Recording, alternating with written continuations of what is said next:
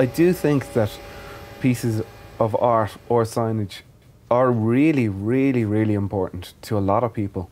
And a lot of people do take a lot of notice of them and grow a massive love for them, you know. And well, like, I know myself that I'd go out of my way to go past a certain piece of art or say a sign in Dublin because I know it's gonna bring me some kind of like joy, you know, to my route. I think if you're a creative person, you're gonna notice these things, and you're gonna definitely walk in a different way around Dublin and kind of view things in a different way.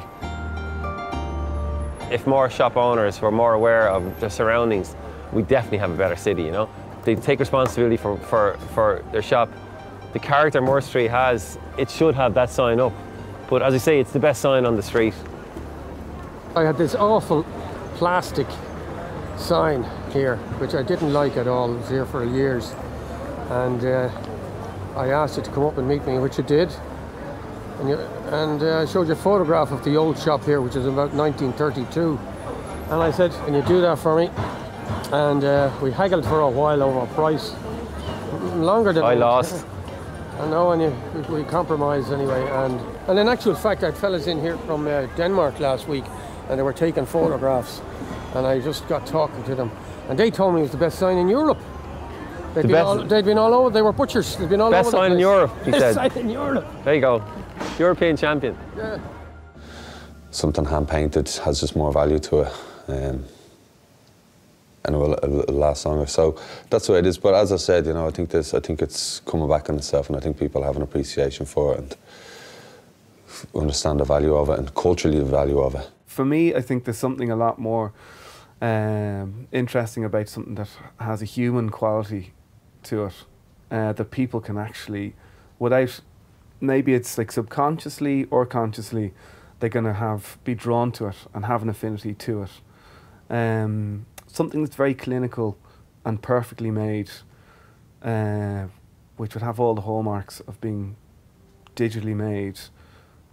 It's a bit clinical, you know. It lacks that human touch. You could do vinyl work for this, and it could take 20 minutes in a gold vinyl, and up it goes, and it finishes, and it looks great.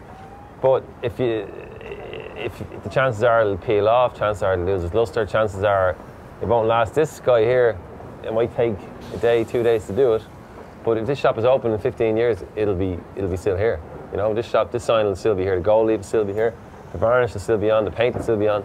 You can't peel it off. It's a job to peel it off, as opposed to this guy sitting here having a cup of coffee, just starting to peel the letters off.